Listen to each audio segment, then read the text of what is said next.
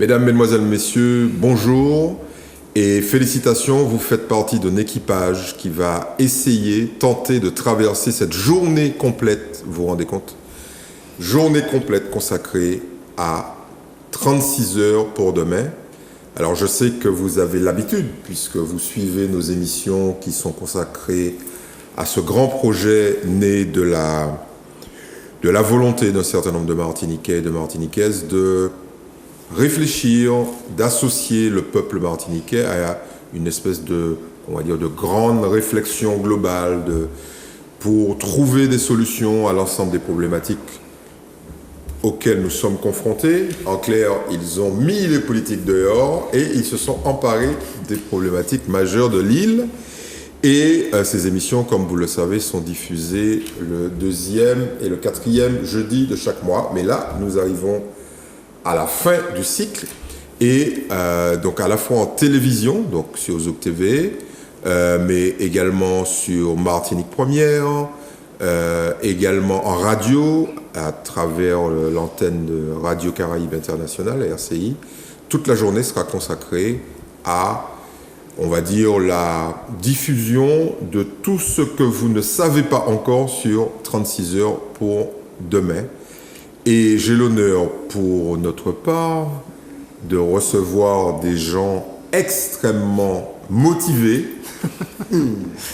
et qui sont évidemment les têtes pensantes, à l'exception d'une qui est toute nouvelle, à la télévision bien évidemment, mais qui est une cheville ouvrière de cette opération. Il s'agit d'Alizé Jean-Charles. C'est bien ça ? C'est ça. Merci d'avoir accepté notre invitation et vous allez nous en dire davantage dans quelques minutes sur ce que vous faites dans cette galère monumentale, n'est-ce pas ? Sylvie Mélien, que nous retrouvons, historienne, cheville ouvrière majeure de cette opération, parce que si elle décide... Si elle décide elle quoi, est morte de rire. Si elle décide par inadvertance, vous savez, ces temps-ci, les trucs partent dans tous les sens, de se retirer, elle a tchout-tchout, comme on dirait à Grand-Rivière. Alors, je vais quand même te répondre. J'ai fait une promesse au professeur Charles Nicolas et je ne vais pas me retirer, sauf si un événement fatal m'arrivait. À ce moment-là, effectivement, ça ne dépendrait pas de moi. Voilà, et ce n'est de toute façon pas le moment. Non, je ne suis pas en tête de liste. Voilà. L'un des piliers de cette opération s'appelle Serge Domy. Serge Domy, bonsoir. Bonsoir. Ça va ? Ah oui, ça va. Merci. On se prépare et on continue. Bon, très bien. Merci d'avoir accepté notre invitation. Et puis, bon, l'homme par qui le scandale arrive, le professeur Aimé Charles Nicolas. Présent. Très bien. Très mauvaise nouvelle pour tous ceux qui veulent le voir abandonner son projet. Nous sommes là. Alors, comme vous le savez, il était prévu que aujourd'hui, samedi, et puis surtout hier, 24, 25, 26, c'est bien ça, septembre, cette opération se déroule, mais vous connaissez les conditions sanitaires dans lesquelles s'inscrit cet événement, et nous avons souhaité, en dépit du fait que l'événement soit reporté, vous associer le plus largement possible à une réflexion, à des échanges, à, je dirais, une espèce de pause ouverte à l'ensemble de la population martiniquaise pour parler du projet, mieux le préciser, en préciser ses tenants et ses aboutissants. Et je commencerai donc par le père de l'enfant, le professeur Aimé Charles Nicolas. Est-ce que vous pouvez nous rappeler déjà ce que c'est que cette histoire de 36 heures pour demain ? Oui, en effet, c'est une affaire ambitieuse. C'est un projet titanesque. Mais non, encore. Non, c'est vrai que l'idée, c'est quand même de mobiliser, de dynamiser la population martiniquaise. Donc, en effet, c'est quand même quelque chose d'important. Et puis, c'est une opération qui a l'objectif aussi de produire des projets. Ouais. Mais comme il s'agit de réfléchir à l'avenir de la Martinique, à penser la Martinique de 2036, à la construire, la Martinique de 2036, Donc ça suppose d'une part, en effet, qu'on se départisse de la manière dont on travaillait, dont on pensait, dont on réfléchissait avant, de façon à pouvoir se focaliser sur l'horizon 2036 en ouvrant son imagination. C'est une grande première, ça. C'est une grande première, c'est complètement innovant. Et nous avons la chance donc d'avoir Sylvie Mélien avec nous pour travailler sur les projets. Elle va en parler tout à l'heure, de son Madiaton. C'est elle qui a inventé le mot Madiaton. Et donc il faut lui demander tout à l'heure, il faut lui tirer les verres du nez. Ne vous inquiétez pas, professeur. Allons parler un tout petit peu. Mais il y a aussi l'UNESCO, juste. Oui, on va en parler de toute façon, mais allons parler un petit peu de la marraine. Ah oui. C'est très important. Ah, mais oui, non, parce que c'est dès le départ. Ouais. Dès le départ, nous avons eu la chance d'avoir avec nous Jocelyne Béroir. Oui. Béroir. Et c'est pas par hasard que c'est Jocelyne Béroir. Non, en effet, parce que d'abord, c'est une personnalité lumineuse, c'est une personnalité qui a fait beaucoup pour le rayonnement de la Martinique, pour le rayonnement des Antilles, des Antilles dans le monde entier. Et c'est quelqu'un qui pense, qui réfléchit et qui sait, qui a compris immédiatement l'intérêt de ce projet et qui était donc partante et qui va inciter les Martiniquais à participer, à comprendre et à réfléchir ensemble à l'avenir de la Martinique. Il semblerait que son rôle ne se limite pas à ça. Alors, en effet... Elle nous promet un événement. Elle nous promet un concert. Parce qu'en effet, elle a raison. Être ensemble, à éprouver une émotion musicale, évidemment, ça réunit, ça unit, ça réunit, on est ensemble. Et la qualité même de l'émotion, qui est une émotion musicale, est quelque chose qui nous projette ensemble vers l'avenir. Donc c'est pour ça que je crois que là, la marraine est vraiment indispensable. Sa participation est fondamentale. Alors, ce qui serait possible, ce serait qu'elle ait éventuellement une chanson spécifique pour Martinique 36 heures pour demain. Alors on lui lance un message. Comme elle a plusieurs mois de plus, elle va pouvoir écrire cette chanson. Oui, alors il faut lui demander. Bon, c'est parti. Jocelyne, nous te demandons d'écrire une chanson spécifique pour 36 heures, mais à mon avis, cette chanson existe déjà. Elle allait vous faire la surprise de toute façon pour le concert. Allons parler des partenaires, parce qu'il y en a toute une flopée, mais c'est important qu'un événement comme ça, qu'une opération aussi lourde, puisse bénéficier de l'aide d'un certain nombre d'organisations. Alors, l'aide peut être financière, mais il y a aussi le soutien.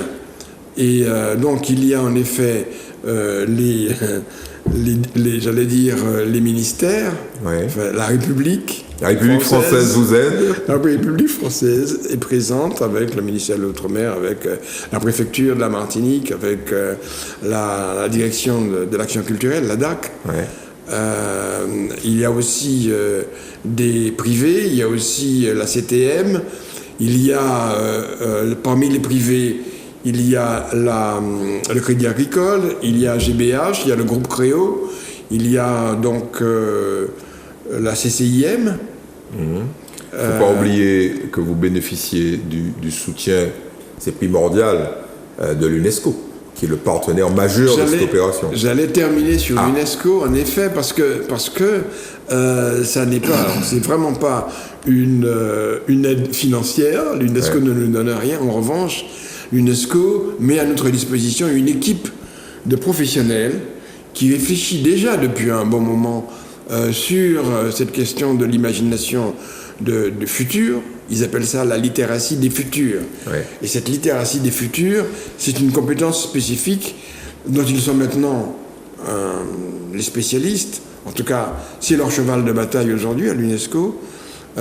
Et ils demandent à un certain nombre de pays si ça les intéresse. Et cette fois-ci, c'est nous qui les avons donc invités.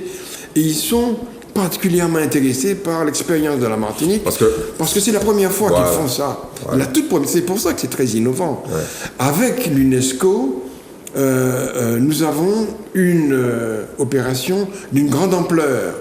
Alors que ce qu'ils ont fait ailleurs, c'était des opérations d'une journée ou d'une demi-journée. Ouais. Là, on a quand même commencé à travailler avec eux depuis février 2020. Ça fait largement plus d'1 an. Ça fait 1 an et demi, oui. Et aujourd'hui, leur contribution est essentiellement intellectuelle, elle est méthodologique, c'est du contenu. Mais est-ce qu'ils seront présents physiquement ? Oui, ils ont déjà été présents physiquement. Ouais. Ils ont déjà travaillé avec nous ici. Et donc, Léa a appris à Nancy Le Bellay. Enfin, quand je parle de Léa, c'est une des spécialistes, une intervenante de l'UNESCO. Donc, ils se sont donc imprégnés de la culture martiniquaise pour être adaptés à ce que nous faisons. Et puis, ils seront présents les 28, 29 et 30 janvier 2022. Alors, donnons les dates. 28, 29, 30 janvier. Janvier 2022. Alors, il y aura donc le concert le 28, le concert de Jocelyne Berroy. Il y aura le 29 les ateliers, donc les ateliers de Sylvie Mélien, les ateliers de l'UNESCO. Il y aura une restitution le 30. Le forum participatif. Et puis, il y aura le forum largement participatif. Largement participatif. Alors, comme ce forum-là, il faut vraiment en dire quelques mots. On va en parler, mais justement, comme vous lui avez tendu la perche et qu'elle l'a saisie au vol, Sylvie Mélien. Sylvie Mélien, vous êtes avant tout une passionnée d'histoire et vous en faites votre métier, bien évidemment. Vous êtes surtout également une passionnée de pédagogie et... à l'intérieur, au cœur même de cette opération, il y a ces fameux ateliers. Alors, vous allez nous en dire davantage. Des ateliers de co-design. Ouais. Quand j'ai commencé à en parler un petit peu, alors j'ai appris ces techniques dans mon ancien métier, quand j'étais au réseau Canopé. On nous a tous formés à ces techniques-là. J'ai découvert ça doit faire maintenant 4 ans. Ouais. On a été formés par les meilleurs, par des gens qui sont issus d'écoles. Et j'ai même décidé de m'inscrire à l'université pour continuer à approfondir ces questions. Voilà. Retour sur les bancs de l'école. On ne se refuse rien. Retour sur les bancs de l'école. Et alors, très concrètement, pour les gens qui nous écoutent, c'est quoi ces ateliers ? Ça consiste en quoi ? Et puis, sur quoi ça va déboucher ? Alors, je ne vais pas entrer dans le détail du processus créatif parce que je pense que ça n'aurait pas d'intérêt pour les gens. Simplement, ce sont des ateliers où il n'y a pas de statut. C'est-à-dire qu'on vient comme on est, avec sa culture, son histoire, ses blessures, ses fractures, etc. Et puis sa richesse surtout. Mmh. Et on travaille en équipe autour d'une thématique. Par exemple. Ça peut être le tourisme, ça peut être le bien vivre ensemble, ça peut être le transport, quelque chose en tout cas une préoccupation de la Martinique. Une question qui nous préoccupe. Une question collective. Voilà. Et puis, je vais scénariser. Mon rôle, ça va être de scénariser un atelier durant lesquels les gens vont réfléchir. Parce que même si nous sommes des créatifs, mais c'est pas quelque chose qui est en soi. On a souvent l'habitude de fonctionner dans un cadre. Avec le quotidien, on oublie d'être créatif. Et donc, ce processus aide à rappeler cette créativité et à sortir un peu des sentiers battus pour aller ailleurs. Parce que c'est ailleurs qu'on peut trouver les solutions les plus innovantes. Bon, dans les techniques, il n'y a pas... on ne fume pas de la marijuana et on ne boit pas d'alcool pour se libérer. Par contre, on s'amuse beaucoup. Ah oui. On s'amuse beaucoup. Ce sont des ateliers très, très ludiques où on rigole beaucoup. Les gens apprennent à se connaître, à partager ensemble. Ça s'appuie sur des valeurs, des valeurs comme l'empathie, la bienveillance, l'écoute, le partage. Et du coup, ça donne des choses exceptionnelles. Les gens sont toujours très, très surpris quand ils sortent de ces ateliers, très, très fatigués aussi, parce même si on a beaucoup rigolé, même si on a beaucoup, ça a été très ludique, mais en fait, on a travaillé vraiment. Et au sortir des ateliers, on sort une idée qu'on a commencé à construire. Alors il s'agit, rappelons quand même, que tout ça, ça serve à quelque chose, bien évidemment. Donc il y a les techniques on va dire de créativité, mais au bout, il y a quand même des objectifs. Est-ce que vous pouvez nous les rappeler ? Alors les objectifs, c'est que ces équipes parviennent à fabriquer quelque chose. Ça peut être un service, ça peut être l'idée d'une entreprise, d'une start-up, peu importe, un projet, d'un objet, quelque chose, en tout cas qui va servir à la Martinique de 2036. Et donc, on partira de cette année jusqu'en 2036 pour continuer à peaufiner le projet qui sera issu du Madiaton. Alors, vous êtes en train de nous mettre une espèce de calendrier de 14 années, c'est bien ça ? Alors, bien entendu, on ne va pas mettre 14 ans à peaufiner les idées. Oui. Parce que souvent, à la suite d'un hackathon, Madiaton, l'idée qui va émerger, c'est une idée qui est déjà bien construite. On sait exactement ce qu'on peut faire. Donc d'ici 1 à 2 années, les idées vont commencer effectivement à fleurir, celles qui sont issues en tout cas du Madiaton. Et puis évidemment, en 2036, ça sera l'heure du bilan pour dire, ben voilà, tout ce que nous avons pu faire grâce à toutes ces idées, toutes ces start-up, ces services, etc., qui sont issus et qui vont fleurir. Et qui vont fleurir. Il faut peut-être ajouter que ces ateliers sont ouverts à tout le monde. Ah oui, ouverts à tout le monde. Ne vous inquiétez pas, je vais vous poser la question. Et qu'ils sont gratuits. Voilà. Profitons-en. Gratuit. Alors, il y a quelqu'un qui commence à se dire que tout ça c'est bien gentil, mais qu'il va falloir faire changer la Martinique, n'est-ce pas, Serge Domy ? Alors Serge Domy, vous êtes, pour ceux qui ne vous connaissent pas, parce que c'est quand même, j'ai autour de moi que des gens, des stars de la télévision et des médias. Serge Domy, vous êtes sociologue, vous êtes initiateur de l'opération, en fait, co-initiateur de l'opération avec le professeur, à travers ce qu'on appelle comment vous appelez ça ? Parce que j'ai peur de vous cataloguer en employant un anglicisme classique, le think tank, en fait, une caisse de réflexion, un groupe de réflexion, c'est ça ? Un laboratoire d'idées. Un laboratoire d'idées. Oui. Alors, la question c'est, finalement, tout ce brassage d'idées auquel on associe, auquel vous souhaitez associer la population et auquel vous l'avez déjà associé d'ailleurs à travers les ateliers notamment, et puis les émissions interactives sur RCI, ça servira concrètement à débloquer la situation, à trouver des solutions à nos problématiques de transport, de bien vivre ensemble, de santé. C'est très concret, ou alors on est encore dans le tirage de cheveux, le capillotracté, comme dirait l'autre.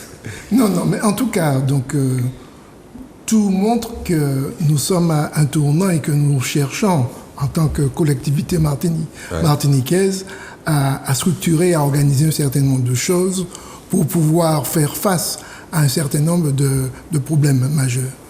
Quand une jeunesse s'en va, par exemple, ce qui est un petit peu le cas, ça veut dire que quelque part, le pays ne lui offre pas la joie, que le pays ne lui offre pas des horizons, et qu'effectivement, donc, il y a des questions à se poser. Et en même temps, ce qui se passe, c'est que nous sommes un pays issu d'une trajectoire très, très particulière. Nous sommes effectivement la résultante d'une dynamique composite, d'accord ?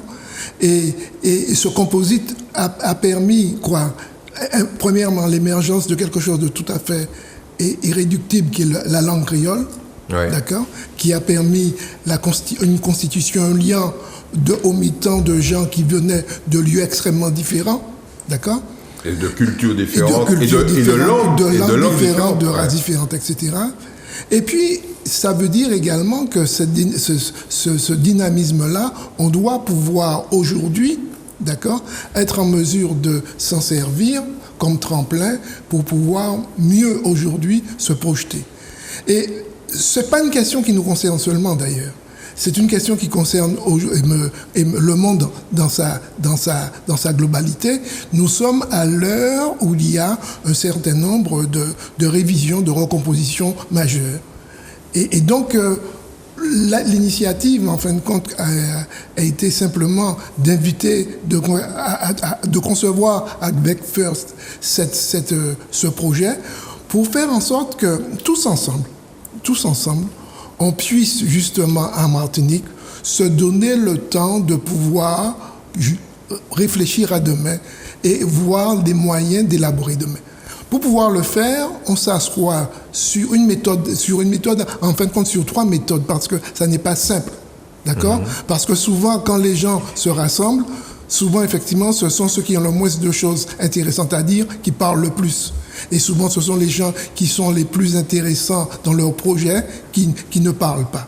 Donc, il a fallu mettre en place une démarche qui permettrait au maximum, effectivement, de Martiniquais qui le souhaitent, de pouvoir, justement, féconder l'avenir ensemble. Et donc, qu'est-ce que nous faisons ? Nous, on s'assoit sur 3 démarches. La première, c'est ce que vient de présenter Sylvie, qui est le Madiathon, le hackathon, c'est-à-dire les gens se rassemblent pour aboutir à une solution qu'ils vont présenter, proposer. La deuxième, c'est avec l'UNESCO, qui est la littératie des futurs, dont nous parlait tout à l'heure le professeur Aimé Charles Nicolas. Ça veut dire quoi ? Ça veut dire que quelque part, le futur n'existe pas, il faut l'inventer, mais il ne faut pas simplement l'inventer à partir de simples projections du présent, mais il faut être en mesure aussi de l'inventer à partir de démultiplications d'idées et qui nous permettent effectivement d'aller au-delà justement des contraintes du présent. Et alors j'ajoute par rapport à cette méthode-là que c'est extrêmement intéressant pour nous parce que ça a été une des démarches du conteur. Le conteur créole, justement, a été celui qui, justement, permet à la collectivité de faire lien à travers, justement, toute cette démarche sur l'imaginaire. Oui. Et puis, la troisième dimension, c'est ce qu'on appelle le forum largement participatif, le troisième outil, où là, les gens, effectivement, vont pouvoir se rassembler pour pouvoir faire des propositions. Alors, ce rassemblement se fera à la fois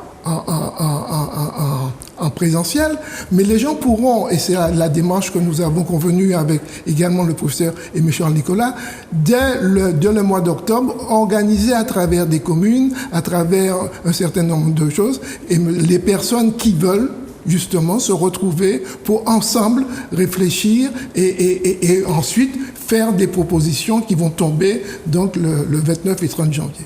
Très bien. Alors, on a sur le plateau ce qu'on traditionnellement baptise les petites mains. Et Alizée va nous dire ce qu'elle fait dans cette galère, puisque vous êtes étudiante en communication et vous vous êtes embarquée, vous êtes, à mon avis, contrainte forcée, évidemment. Ils vous ont mis un pistolet sur la tempe pour vous dire, mais bon, viens, Alizée, on a besoin de quelqu'un pour faire des photocopies, on a besoin de quelqu'un pour balayer, tout ça, tu viens. C'est pas du tout ça. Pas du tout. Très bien. Alors, qu'est-ce que vous faites ? Alors, au sein du projet, donc, je vais parler pour moi, mais également pour mes 6 autres camarades. Ah, il y en a quand même 6. Ils vous ont chopé en groupe. Très bien. Alors, quelles sont vos missions ? En quoi vous pouvez aider ces fous furieux qui s'embarquent dans cette galère ? Donc, alors, en tant que jeunes, déjà, nous aidons sur les réseaux sociaux de l'association. Donc, nous pouvons apporter notre point de vue, également mettre en place des idées qui n'étaient pas forcément là avant. Donc, nous avons eu l'occasion d'aller en mairie pour prendre rendez-vous avec les maires.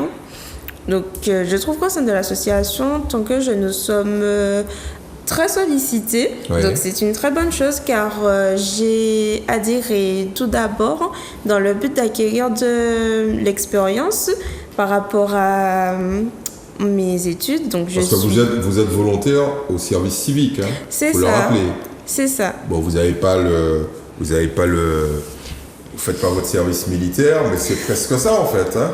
C'est que vous contribuez à la communauté. C'est bien ça, oui. Par votre engagement qui est gratuit ou pas ? Alors non. Ah. Quand même, il faut dire, faut être transparent. Volontaire, mais pas bénévole. Pas bénévole. C'était l'espoir souvent déçu d'aimer Charles Nicolas. Mais bon, il faut payer. Alors, très concrètement, vous faites quoi la journée ? Donc, à la journée, nous avons l'occasion d'aider Nelly. Oui. Nous pouvons... La fameuse Nelly Nomal. C'est ça. On va en parler tout à l'heure, parce qu'on a dit que Sylvie Mélien, si elle se retire, ça s'écroule. Mais alors là, Nelly Nomal, ça s'écroule pas seulement. Ça entraîne la Martinique avec. Alors, vous aidez Nelly Nomal, Donc, qui est l'une des chevilles ouvrières du projet. ça, c'est vrai. Donc, nous nous occupons des mails, nous gérons les réseaux sociaux, nous apportons nos idées pour peut-être améliorer. Dynamiser. C'est ça, c'est ça. Donc, en tant que jeune. Et vous travaillez à la communication, par exemple ? Parce que, si j'ai bien lu, vous êtes étudiante en communication. Vous leur dites, c'est pas comme ça qu'on fait. Je vais vous montrer comment on communique concrètement auprès de la population, c'est ça ? Alors, peut-être pas, c'est pas comme ça qu'on fait, mais on y apporte quand même notre grain de sel. Très bien. En particulier sur tout ce qui touche aux réseaux sociaux. Parce qu'ils sont très réseaux sociaux comme ça. Hein. Ils n'ont pas l'âge des réseaux sociaux. Ils sont nés bien avant les réseaux sociaux. Enfin non, ils utilisaient des réseaux sociaux qui ne sont pas ceux qu'on utilise aujourd'hui. Voilà. C'est différent. Et donc, tous les trucs un peu compliqués, vous leur montrez comment ça fonctionne, c'est ça ? Nous travaillons ensemble. Elle est politiquement correcte, c'est impressionnant, c'est impressionnant. Allons sur les trucs techniques avant de conclure cette première partie. Alors, ça va se passer où ce concert ? Ça va se passer où, a priori, ce forum participatif, cet hackathon, c'est-à-dire ce marathon de la pensée, et puis où ça qu'on va pouvoir participer à cet événement en décentralisation. Très rapidement, professeur. Oui, il y a une place importante pour la diaspora. Oui. Donc, on aura beaucoup d'écrans. Oui. On aura des écrans qui viennent des écrans de personnes qui sont en Australie, qui sont à New York, qui sont à Singapour, etc. Et ça, c'est très important parce que nous souhaitons avoir ce regard extérieur sur l'avenir de la Martinique et sur... Bon, et bien sûr, et puis il faut dire aussi que quand nous disons tous ensemble, nous souhaitons aussi que toutes les composantes de la Martinique soient présentes. Et donc, dans ce forum largement participatif, vont être... alors, le forum aura lieu à l'hôtel Batelière. Hôtel Batelière, oui. À l'hôtel Batelière, le samedi matin, samedi 29. Donc, ce sera le forum largement participatif. Et puis, les ateliers se dérouleront à l'hôtel La Batelière. Et puis, le lendemain également, les restitutions auront lieu à l'hôtel La Batelière. Et le concert ? Le concert aura lieu à l'Atrium. Très bien, à Et l'Atrium. il faut dire aussi qu'on a prévu un concours avec les élèves. C'est dire que nous souhaitons avoir vraiment toutes les composantes de la... Et les hommes politiques, vous les avez mis où ? Mais ils font partie de la population, Ouais, c'est-à-dire c'est que ça, ouais. tout bord C'est confondu, ça. ils font partie de la population martiniquaise. Et c'est ça l'intérêt de cette opération, c'est qu'on soit cadre, qu'on soit pêcheur, qu'on soit à la maison, agriculteur, peu importe. Il n'y a pas de grade, on est tous au même niveau et on vient comme on est avec ses idées et sa richesse. C'est ça l'intérêt. Très bien. Oui. Un petit mot. Et puis, Un petit mot de Serge. Non, ce que je voulais dire, c'est qu'on a besoin de soldats. D'accord ? Oui. C'est-à-dire qu'on a besoin effectivement d'un certain nombre de gens qui nous aident, soit comme facilitateurs, soit pour le médiaton, soit pour la littératie des futurs, et également pour le fonctionnement des forums participatifs. Donc nous avons aussi besoin de soldats qui viennent un petit peu nous s'adjoindre à nous. J'ai pas fini ma phrase tout à l'heure à propos des jeunes. Non, il faut dire quand même qu'on a des collégiens, des élèves de CM2, et des lycéens qui vont participer à un petit concours d'imagination de la Martinique de 2036. Oui. Alors c'est quand même important parce que c'est quand même eux qui sont directement concernés. Ah ben, c'est clair. Et puis, c'est eux qui vont en profiter de cette, alors il y a même... autant qu'ils y participent. Ils ont proposé des poèmes, ils ont proposé des mangas, ils ont proposé aussi des sculptures ils ont proposé beaucoup de choses. Et donc nous allons donc profiter aussi globalement, il ne faut pas oublier, la cellule d'ingénierie financière. Très bien. Donc ça, c'est vraiment important. Très bien. Alors, je vous remercie, tous les quatre. Nous allons tourner une petite page et retrouver de nouveaux invités dans quelques minutes. Très bien. Alors, nous nous retrouvons après ces petits changements d'invités avec de nouveaux invités. Alors, les deux stars sont restés, donc Sylvie Mélien et Aimé Charles Nicolas. Et nous recevons Ludovic Herbil.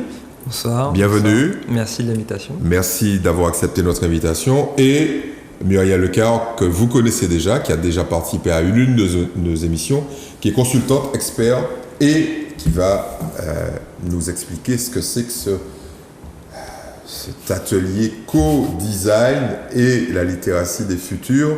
On va commencer par ce qui fait probablement le cœur de l'attractivité pour le grand public, c'est le fameux forum participatif. Alors qu'est-ce que c'est que ce truc? Alors mais non, c'est pas un truc. Mais c'est un truc. Mais c'est non. un truc. J'ai cherché forum participatif. J'ai trouvé. Non. Attends. J'ai cherché forum participatif, j'ai trouvé. Mais forum largement participatif, dictionnaire dit même. Alors c'est quoi? C'est innovant. Ah ben c'est clair. C'est nouveau. À mon avis, là, C'est nouveau. on est dans l'innovation permanente, totale. Chaque mot a été pensé pour rendre les hommes politiques tristes. Voilà. Allons-y. Forum participatif. Oui, parce que c'est vrai que, à certains égards, c'est quand même une opération citoyenne. Ben oui, quand on dit citoyen, démocratie, forum, machin, on pense essentiellement à ces types qui viennent nous vendre leur soupe de manière régulière tous les 5 ans, tous les 6 ans. Ok? Je parle que de ça. Je ne parle pas des conseillers municipaux qui ne touchent pas de salaire et qui travaillent toute la journée pour faire que la cité soit plus belle. Je parle de, vous savez, les gens qui sont dans la démonstration permanente. C'est fini. Forum largement participatif. Non, c'est pas moi. Alors, je ne suis pas... je ne participe pas. Je ne participe pas. Je ne veux pas d'ennui avec les politiques. Non, mais monsieur le professeur, ne vous inquiétez pas. Mes paroles n'engagent que moi. Bon, Par on est contre, d'accord. tout ce que vous allez pouvoir dire sur le forum largement participatif pourra être retenu contre vous. On vous écoute. Non, mais ça sera pour moi, pas contre moi, parce qu'en effet, ce forum largement participatif réunit des personnes qui ne pourront pas assister aux ateliers et qui ont quelque chose à dire ou qui veulent écouter, qui veulent participer. Mais ça, c'est en présentiel. Les gens sont là. présents. Donc, il y a une grande salle à l'hôtel Batelière qui contient 200 personnes. Et d'ailleurs, je pense qu'il y aura plus que 200 candidats, donc il faudra s'inscrire très tôt. Il faut s'inscrire dès maintenant, d'ailleurs. On va donner le site c'est internet. martinique36h.com. Il faut s'inscrire parce que, évidemment, c'est limité à 200 personnes. Ça, c'est le site. Hein. Alors, non. Oui, pardon, martinique36h.com, c'est le site. C'est le site. On donnera l'email tout à l'heure. Et donc, à l'hôtel Batelière, il y aura donc ces 200 personnes qui vont pouvoir participer, échanger avec la diaspora, avec les écrans qui sont un peu partout dans le monde et qui pourront apporter leurs idées. Ce qui est intéressant dans cette opération Martinique Transition pour la main en Oufeille, c'est que tout le monde, même si les idées ne sont pas formalisées, ne sont pas bien claires, eh bien, toutes les idées sont les bienvenues, elles peuvent bénéficier de l'apport des autres, et donc il y aura cet échange en permanence. La date du forum. Donc c'est le 29 janvier. Voilà, c'est le premier jour. Non, c'est le deuxième Le premier jour, c'est le concert. Donc, on est bien d'accord que c'est un vendredi, c'est ça? Vendredi, Le samedi, vendredi, dimanche. Samedi c'est et un dimanche. Voilà. Donc le forum, c'est le samedi. C'est le samedi. C'est le Et samedi. ça dure combien de temps? Ça dure toute la journée, le samedi. Ah, le forum dure toute la journée. Du samedi. Largement. Il est largement participatif. C'est pour ça. largement dans le Donc temps et dans les champs. on peut s'asseoir. Quelqu'un peut s'asseoir le matin et s'arrêter vers midi, et puis quelqu'un d'autre le remplace. C'est-à-dire c'est ouvert en plus. C'est ouvert. Non, mais- C'est ouvert concrètement, mais c'est ouvert dans la tête aussi. Tout à fait. Donc ça veut dire que toutes les idées sont les bienvenues. Alors vous allez travailler sur des thématiques, évidemment. Alors, il y aura des experts aussi Oui. qui seront là, qui pourront éclairer les personnes qui veulent, par exemple, s'engager dans l'agriculture biologique, ou bien dans le vivre ensemble, ou dans l'éducation populaire, ou dans n'importe laquelle des thématiques. Alors, donc, je pense que Ouais. les experts là, qui ont déjà fourni une contribution initiale, et Muriel est bien placée pour en parler, parce que tous les experts ont fourni aux spécialistes des médias Ouais. des documents. On a lu ça avec attention. Un état des lieux. Ils ont fourni un état des lieux et ils restent quand même relativement neutres. Il ne faut pas intervenir comme ça en permanence dans le forum largement participatif. Ils vont répondre aux attentes. Tout à fait. Alors Sylvie Mélien, parlons d'un deuxième concept, puisqu'on est là à inventer des concepts toute la journée, Ah oui. et vous êtes les rois de l'innovation en la matière, c'est le fameux Madiaton. Alors est-ce qu'on peut déjà dire quelles sont les origines du mot? Parce que ce mot-là, il a été créé à l'occasion de cet événement. C'est quoi un Madiaton et d'où ça vient? Alors, en fait, ça s'appuie sur un concept qui existe depuis longtemps, qui est le hackathon. Dans hackathon, c'est un mot valise. On a deux mots. On a le mot hacker, qui vient du monde de l'informatique, du Ouais. numérique, et marathon. Et D'accord. en fait, très régulièrement, pour faire évoluer les outils informatiques, les jeux numériques, etc., tout ce qui est en lien avec le numérique, les personnes qui travaillent dans ce domaine-là se réunissent, se mettent ensemble, et pendant 48 heures, là on fait un tout petit de 10 heures, Ouais. mais en principe ça dure 48 heures, et pendant 48 heures en équipe, les gens sont dans un lieu où ils vont inventer d'autres outils, d'autres manières de travailler, d'autres jeux numériques, etc., D'accord. etc. Donc là, c'est devenu le Et- Madiaton. Alors Madiaton, Madiaton pour Madinina, pour la Évidemment, Martinique, parce voilà. que on a voulu vraiment inscrire cette manière de faire dans notre île.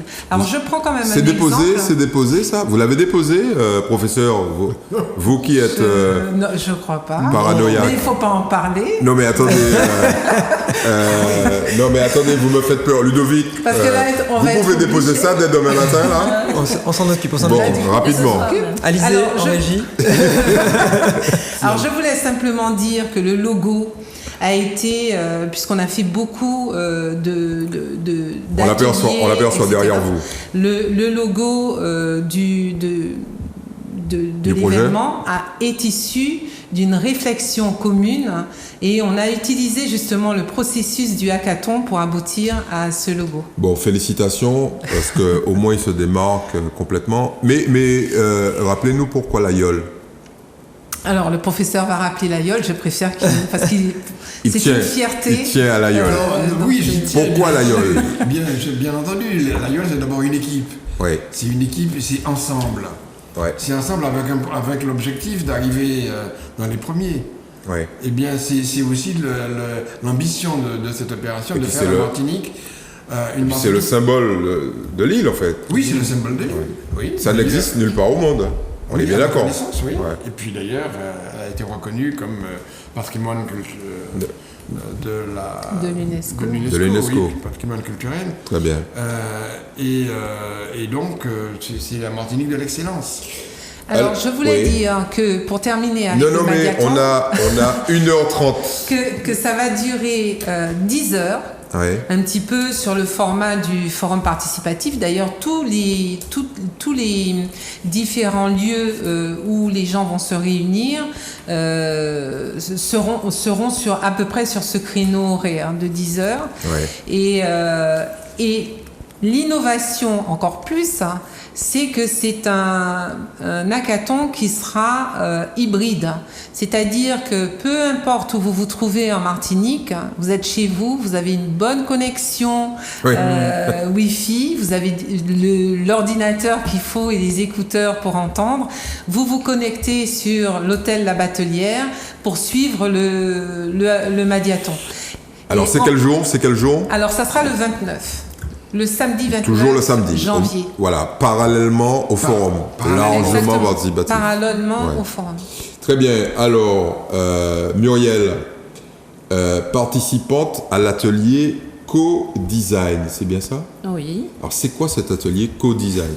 Alors, tout d'abord, j'aimerais un peu resituer en fait mon historique. J'y tiens particulièrement dans 36 heures. Ouais. Simplement, j'ai fait le premier pas de participer une fois à un atelier. C'était pas raisonnable. J'ai tenté l'expérience. On m'a inscrit, on m'a dit oui, vas-y. J'ai participé. On évitera de vous demander qui est voilà. Et donc, quand j'ai participé à ce premier atelier, je me suis rendu compte que, surtout que je suis arrivée comme un cheveu sur la soupe. J'avoue que je ne m'étais pas préparée, je ne savais pas c'était quoi le thème, etc.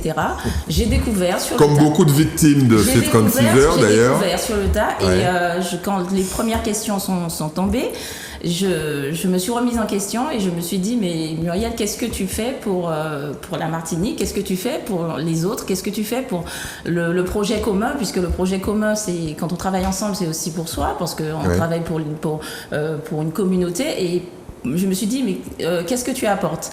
Et en participant à l'atelier, j'ai pu découvrir les différents outils, les exercices, la littératie des futurs, puisque c'était un atelier sur la littératie des futurs. Vous vous êtes rendu compte que c'était sérieux, quoi. Et que c'était un projet sérieux, qu'il fallait prendre ça au sérieux, et puis sans se prendre au sérieux, c'était un projet sérieux. Et le fait de faire tout ce cheminement, ça m'a permis de me rendre compte que je pouvais apporter quelque chose. Parce que avant ça, je ne me disais pas que je pouvais apporter une contribution pour la communauté. En fait, ça, c'est le piège classique. C'est comme ça que Aimé Charles Nicolas constitue ses garnisons, ses hordes de soldats pour sauver ce pays. Voilà, c'est pas mauvais quand même. Mais parce que maintenant vous ne pouvez plus vous en passer. Je trouve ça passionnant. Je trouve ça vraiment passionnant, tout ce qu'on y fait, tout ce qu'on y découvre, et puis ça permet de se rapprocher de la Martinique, de se dire que ce n'est pas le problème des politiques, parce qu'on a tendance à se dire que penser la Martinique, nos politiques, ils sont là pour ça. On les a mandatés pour ça, on les a élus pour ça, mais je pense que nous avons en fait quelque chose à apporter, des idées, et pouvoir leur exprimer aussi à travers 36 heures, c'est une bonne chose. Alors très concrètement, c'est quoi cet atelier co-design ?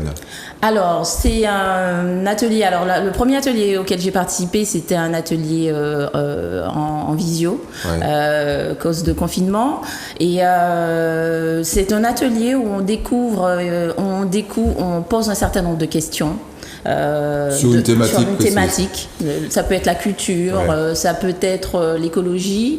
Il y a une thématique qui est choisie et on suit en fait un cheminement bien précis où on fait un certain nombre d'exercices qu'on ne va pas nécessairement détailler ici. Mais vraiment, l'idée c'est de pouvoir se projeter. Ça nous permet vraiment de pouvoir projeter, de renforcer notre capacité à imaginer le futur. Ça nous permet également de pouvoir inventer, surtout inventer collectivement. Et ça nous permet aussi d'améliorer. Après avoir réfléchi à tout ça, ça nous permet d'améliorer, de se trouver des idées, de se dire qu'est-ce qu'on pourrait faire pour changer les choses. Et c'est là que je trouve ce que j'ai trouvé impressionnant, c'est que quand j'ai découvert qu'il y avait aussi le forum participatif, qu'il y avait l'hackathon, la littératie du futur. Vous n'allez pas pouvoir tout faire. Hein. Non, je ne fais pas tout. Mais presque, parce que j'avoue que quand j'ai participé à cet atelier, j'ai décidé de devenir facilitatrice. J'ai ensuite voulu être expert. Donc voilà, c'est vrai que c'est passionnant. Et j'invite vraiment l'ensemble des Martiniquais de ne pas se dire qu'ils ne peuvent rien apporter, de ne pas se dire que je suis chômeur par exemple, j'ai rien à apporter. Je les invite vraiment à participer parce que c'est à la portée de tous. Et puis nous avons tous une idée que nous pouvons apporter, qui peut changer les choses. Qui peut enrichir cette réflexion. Tout à fait. Très bien. Alors, Ludovic Herbil, alors lui, il est formateur, c'est bien ça. Alors, et puis surtout facilitateur, médiateur. Alors, au tout début de ces émissions, on avait défini ce que c'était qu'un facilitateur, mais bon, de l'eau à couler sur les ponts. Qu'est-ce que c'est qu'un facilitateur ?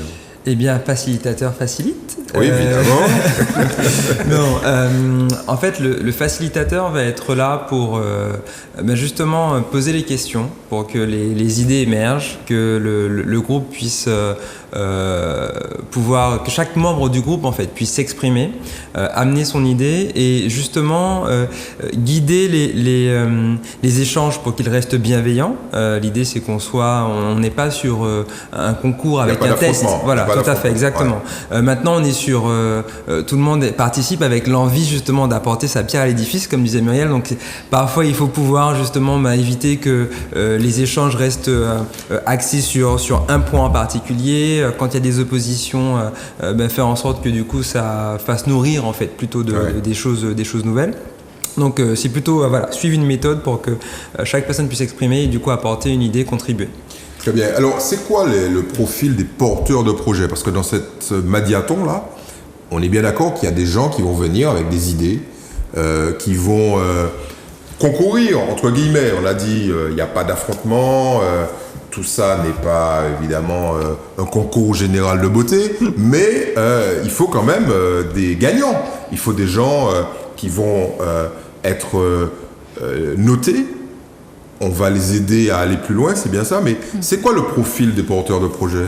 Un porteur de projet, c'est quelqu'un qui a une idée qui n'a pas été acceptée quelque part, une idée un peu construite. Faites attention à ne pas vous retrouver avec... Ça arrive, des gens qui ont des idées, qui passent des années à ne pas trouver quelqu'un pour les aider. Et on en a quand même quelques exemples à la Martinique, qui ont dû lutter pour monter leur structure ou avec des fonds personnels très difficilement.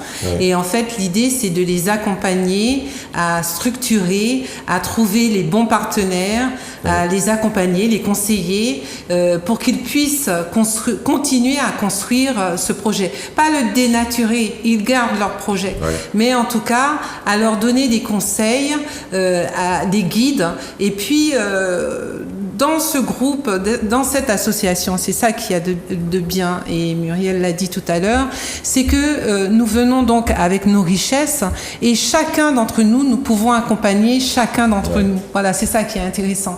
C'est qu'on fait des rencontres tellement extraordinaires dans cette association, dans ce groupe. Les gens se rencontrent en fait, ils se parlent. Et en temps de pandémie, en ce moment, on ne se parle plus en fait. C'est clair, les occasions de rencontre sont on ne se regarde plus, on n'échange plus. Et en fait, cette manifestation permet qu'on refasse lien et qu'on recommence à discuter. Et en fait, le porteur de projet se sent porté grâce à son projet parce qu'on l'analyse, on regarde et on regarde surtout, il y a des gens là qui sont en capacité, Muriel disait qu'elle était experte, qui sont en capacité de dire voilà pourquoi ton projet a flanché, parce que là il y avait quelque chose qui n'allait pas, on va t'accompagner. Et c'est important, justement, en période de pandémie, on a l'impression que tout est morose et tout va mal, de pouvoir être dans des groupes où justement on va avoir de nouvelles idées, créer des opportunités et permettre justement de redonner de l'enthousiasme en fait à des gens qui peut-être l'avaient perdu. Donc c'est important. Alors on est sur la partie technique. Non mais là j'aime bien le mot enthousiasme et puis ce que disait Muriel aussi, enfin c'est pas non parce que c'est vrai, les gens qui découvrent ce travail, entre guillemets, là, c'est parce que c'est pas un vrai travail. C'est un travail tout en étant extrêmement agréable. Nelly Nomal va pas du tout aimer cette partie de l'émission. Elle dit pas tous les jours ça comme ça. C'est le côté révélation. C'est vrai qu'on a vraiment l'impression, au sortir de ces ateliers, d'avoir eu une vraie révélation, cette rencontre forte avec les gens, de pouvoir ouvrir son imagination sur la création de la Martinique de 2036. Et c'est un exercice qui, si j'ai bien compris, donc ça c'est la mauvaise C'est nouvelle. l'exercice qui rend intelligent. Oui, ça c'est Bon, clair. Je suis sûr que si on mesure les connexions Avant dans et les après, cerveaux, c'est ça? oui, ben Muriel, avant et après, on voit la différence. Merci pour elle. Non, mais je ne vais pas contredire le professeur parce que effectivement, je me suis rendu compte que en fait, on apprend à penser un peu autrement. On pense différemment. Et je ne vais pas le cacher. C'est vrai que de toute façon, quand on pense différemment, les connexions neuronales sont certainement différentes. Mais je confirme largement que c'est. Alors, Et ce qui est de bien, c'est que quand on constitue des équipes dans les ateliers de créativité, personne ne se connaît. Oui, tout à fait. ouais. Et ça, c'est incroyable, parce que ça crée des amitiés, ça crée un truc... Tout à fait. Enfin, c'est extraordinaire. J'espère qu'il n'y aura pas d'élection juste après pour que vous puissiez être élu.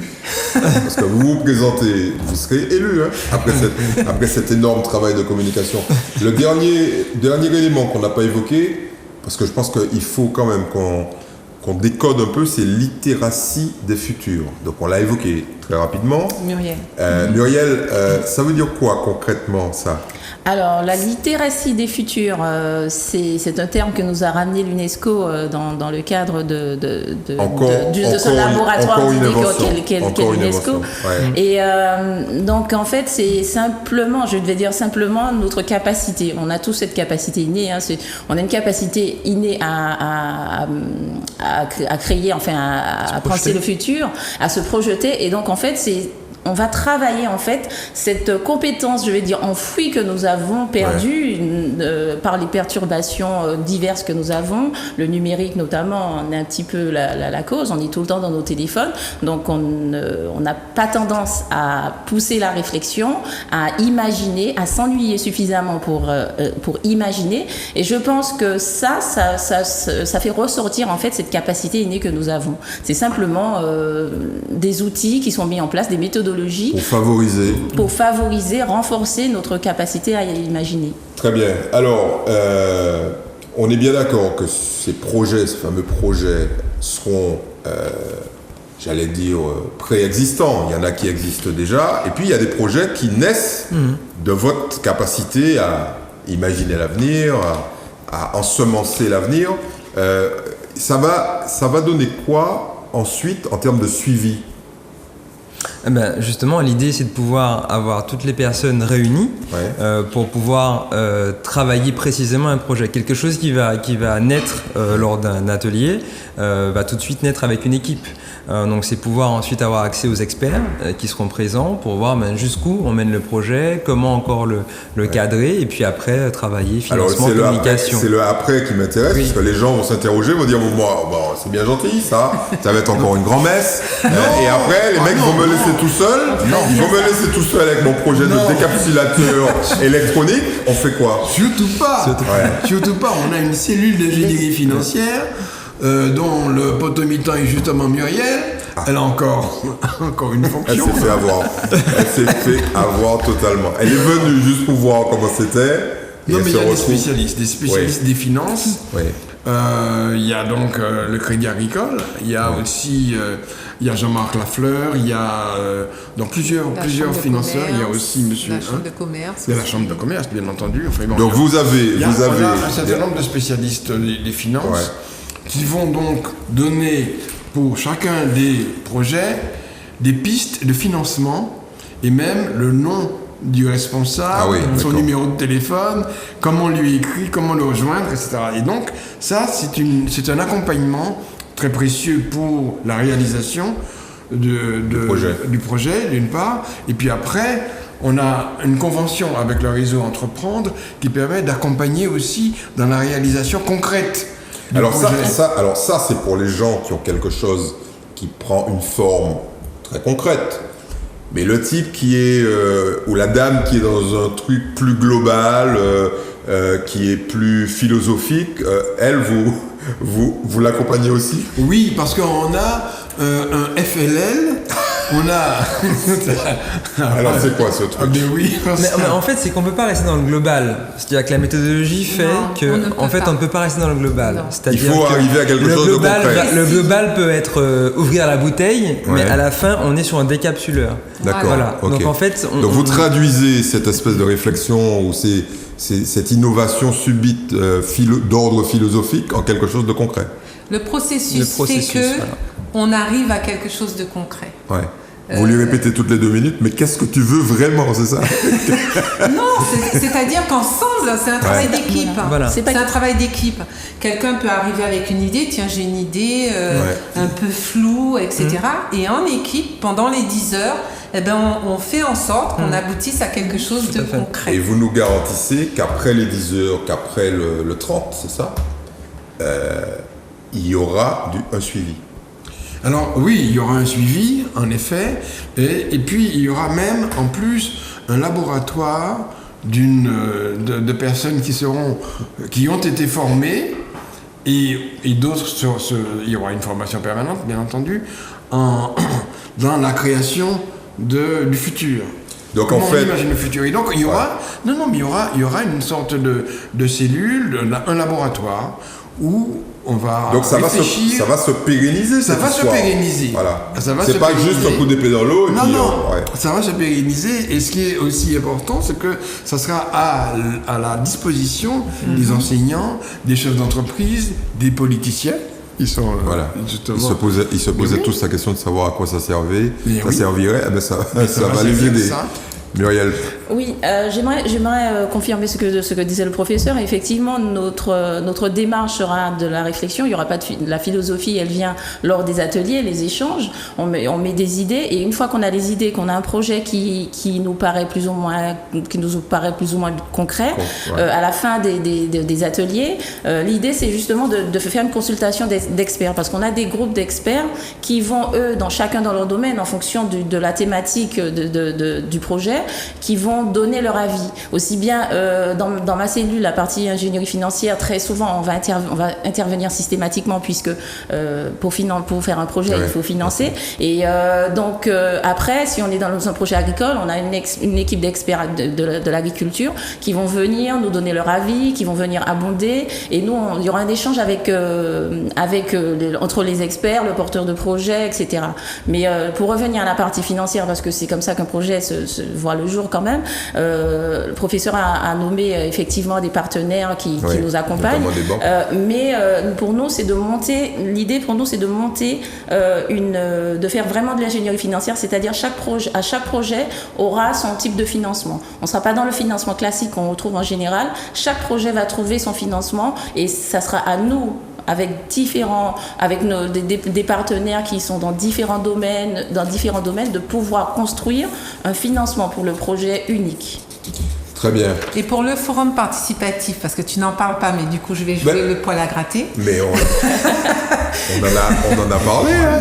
Non, parce que à quoi va aboutir le forum participatif? Moi je me suis dit que c'est alors tel qu'il a été présenté par le professeur, vous n'avez pas pu participer aux ateliers, vous n'êtes pas dans le système, venez, on participe. Voilà, il y a l'occasion de vous exprimer. Ça va aboutir à un livre blanc dans lequel on pourra effectivement puiser les idées. C'est tout un chacun en Martinique et notamment les fameux hommes politiques dont tu parles et d'autres personnes pourront puiser, puisque ça va venir de la population et des désirs de la population, de ce qu'ils veulent vraiment.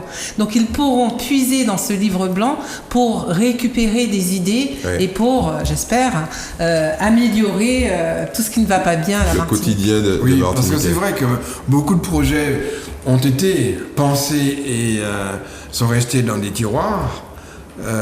Et donc là, on a au contraire des projets qui vont pouvoir se réaliser, se concrétiser. Bon, pensez quand même à protéger tous ces projets, on est bien d'accord. Oui, on y pensera. Mais non, mais ce que je veux dire, c'est qu'ils seront portés par la population. Oui, parce que peut-être récupérés par justement d'autres gens très opportunistes. C'est pas grave. Non, c'est pas grave. Donc, c'est pas grave. Sauf qu'il faut quand même protéger l'intérêt de ceux qui ont quand même réfléchi. Donc ça va être fait. Vous créez. Non, mais bien sûr. Non, mais ce qui est important, c'est que c'est porté par la population. Très bien. Ben, écoutez, merci beaucoup. Merci d'avoir participé à cette seconde partie de l'émission. Nous nous retrouvons dans quelques secondes avec de nouveaux invités. Merci beaucoup de nous rejoindre. On est de retour pour cette troisième et dernière partie de cette émission Fil Rouge qui s'inscrit dans une journée complète, 36 heures. De toute façon, quel que soit le média sur lequel vous irez, vous aurez droit à 36 heures, donc restez avec nous.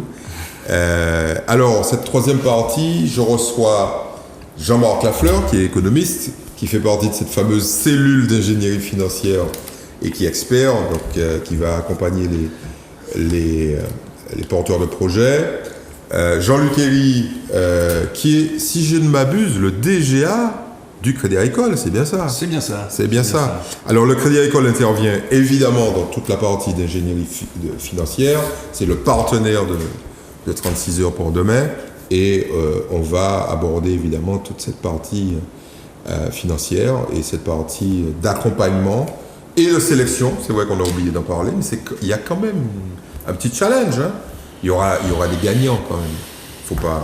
C'est-à-dire que ce ne sont pas des gagnants au sens de concours. Oui. C'est que il y aura des personnes, des projets qui seront plus facilement réalisables que d'autres. Mais les autres, ceux qui ne sont pas immédiatement réalisables, seront accompagnés. Tout à fait. Donc les dossiers qui restent comme ça imparfaits seront améliorés au fil des années. Même, par exemple, on peut mettre 3-4 ans à finaliser un projet. Très bien. André Jules Cadas, c'est notre star de l'agriculture et qui est lui-même un porteur de projet. Hein. On est bien d'accord. Parce que, en fait, la vraie question qu'on se pose dans cette émission, c'est est-ce qu'il y a des porteurs de projets? Et là, on en a chopé un et on l'a amené sur le plateau. Il faut le garder. Comme quoi, c'est vrai. Le tient. On a de vrais projets, il va nous en parler. Ouais. Alors, on va commencer par justement ces projets. Jean-Marc Lafleur. On a bien compris qu'il y a des gens qui viennent avec des idées déjà bien arrêtées, ce qu'on appelle les projets germés. C'est bien ça. Et puis, il y en a qui vont découvrir dans les ateliers des idées nouvelles, qui vont peut-être s'en emparer. Et, ça peut les initier à créer un projet, ça peut leur donner des éléments. Alors, allons être très concrets. Comment on fait pour sélectionner ces projets ? Alors, deux choses. C'est comme le professeur l'a dit, déjà dans la littératie des futurs, il y a le champ du probable, le champ du possible et ce qui est faisable. Pour un peu aller... Trois catégories. Donc, on va regarder ceux qui sont plus facilement faisables, réalisables tout de suite. Et en fonction de ça, on va faire cette sélection. C'est-à-dire quelqu'un qui aura un dossier qui est bien fait, bien préparé, on va l'accompagner de manière très concrète à trouver le financement. Mais on ne va pas faire que l'accompagner pour trouver le financement. On va mettre des éléments, des indicateurs très précis pour voir l'évolution du projet au fil du temps. À 4-5 ans, on va dire le projet, on va le suivre de manière très concrète par des indicateurs financiers, bien sûr, mais des indicateurs d'activité pour voir s'il va au bout de son projet. Et de temps en temps, c'est pas de dire qu'on va sélectionner un projet, on va trouver le financement et on va l'abandonner. On aura mis en place des indicateurs de suivi, des indicateurs de réalisation, un certain nombre d'éléments qui vont faire que ce projet va prendre corps vraiment. Mais vous n'allez pas faire ça en 10 heures. On va pas mettre, les indicateurs ne seront pas forcément là en 10 heures. On va trouver un préalable.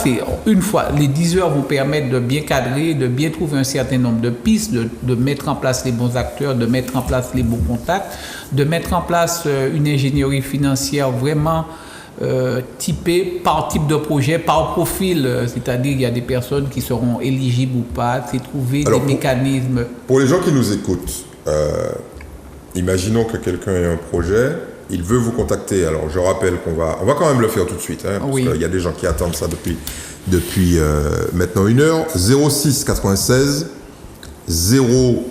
04 45 98. Je répète, 06 96 04 45 98. Ça, c'est pour le téléphone portable qui vous permet de vous inscrire. Mais vous pouvez vous inscrire sur le net en allant sur le site martinique36h, tout ça collé, @gmail.com. Ça, c'est pour envoyer des messages. Et le site lui-même, c'est pareil, martinique36h.com. Voilà, bon, on rappellera ça à la fin de l'émission. Donc, quelqu'un qui a un projet, qui veut vous rejoindre, il vient avec quoi? Déjà, s'il s'inscrit, on aura un certain nombre d'éléments préalables. Il devra ensuite présenter son projet à travers ce qu'on appelle un speech, puisqu'on est limité dans le temps, on n'a que 10 heures. Hein. D'accord. Et il aura le filtre, c'est pas le financement, c'est de travailler avec un certain nombre d'experts, c'est-à-dire on aura... D'accord, vous le prenez en main, quand il arrive avec son projet, vous le prenez en main et vous travaillez pendant un certain nombre d'heures. Durant les 10 heures, c'est-à-dire si c'est quelqu'un qui a un projet agricole, il y a une commission d'experts, de techniciens, de personnes très pointues dans le domaine agricole, pour prendre concrètement. On va regarder la faisabilité technique, la faisabilité technico-économique également. Un projet peut être faisable techniquement, mais financièrement, c'est pas jouable. Regarder les meilleurs moyens, lui permettre parfois de se réorienter, pas changer l'âme de son projet, mais de lui dire, pour y arriver, ce serait plus simple de faire par là, parce que ce sont des gens qui ont quand même une expérience, hein. Quand bien même ils sont jeunes, ils connaissent les projets. Puis...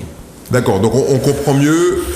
Et une fois les 10 heures passées, au bout des 10 heures, qu'est-ce qui se passe? L'idée, c'est pas de l'abandonner. Il y a une cellule d'ingénierie. Non, mais je parlais de cette fameuse récompense. Il y a quand même, vous allez les récompenser. Pas du tout. La récompense, ce sera l'aboutissement de leur projet, la mise en place effective de leur projet, parce que on se rend compte qu'il y a eu pas mal de projets et que ça ne va pas. On récompense et puis ça ne va pas jusqu'au bout. L'idée pour nous, c'est d'accompagner et d'être sûr que ça aille jusqu'au bout. Très bien. D'où l'idée d'indicateur, d'où l'idée de suivi dans le temps.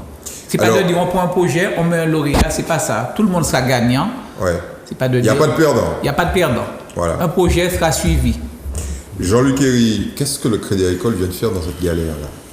Parce que le risque majeur, c'est que les types disent c'est génial, il y a tout, il y a même le banquier qui va me donner du fric. Est-ce qu'on peut en savoir davantage sur ce qui vous a incité à participer à cette aventure? Il y a 3 raisons essentielles. La première, c'est déjà la démarche vertueuse en elle-même.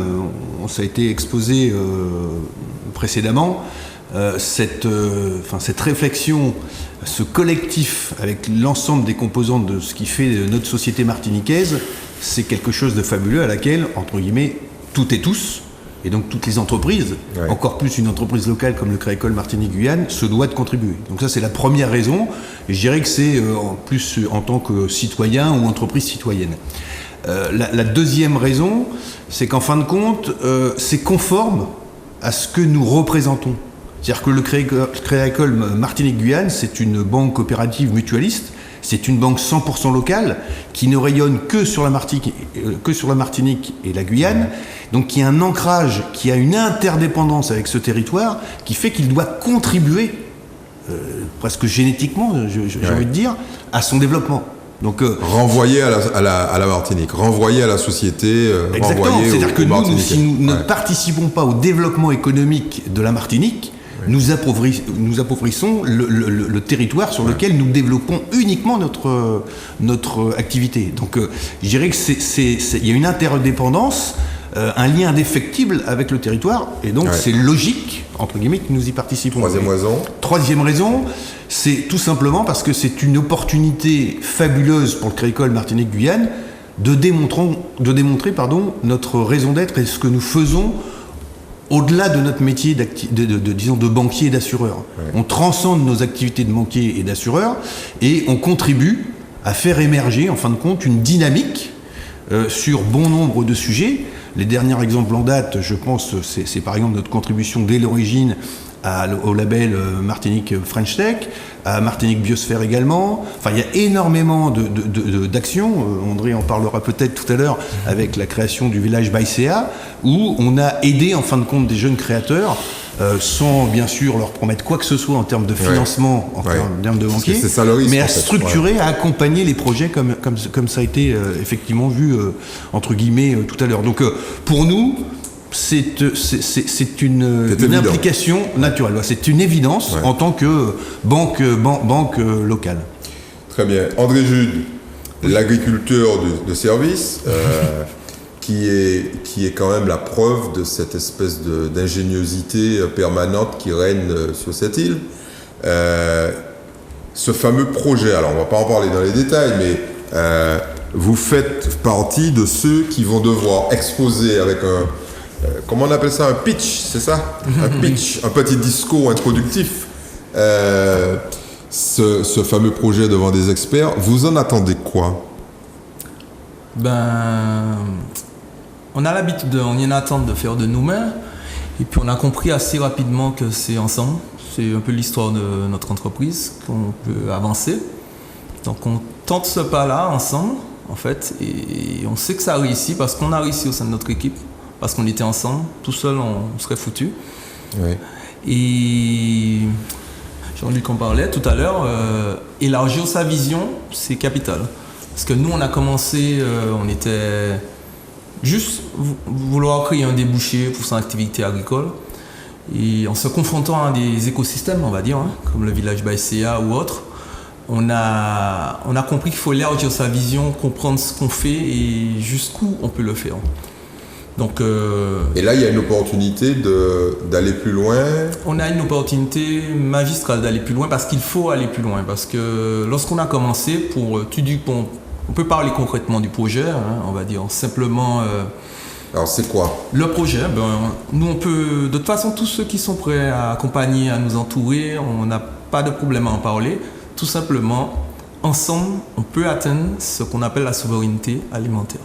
Voilà. Donc en clair, éviter d'importer des aliments et pour un certain nombre d'entre eux, les fabriquer, les produire ici. Voilà, on peut aller plus concrètement, et ce qui distingue l'autonomie de la souveraineté alimentaire, c'est que on peut atteindre l'autonomie alimentaire à n'importe quel prix, mais le prix, c'est peut-être notre biodiversité, c'est l'impact sur notre écosystème, et ça, on n'en veut pas, en fait.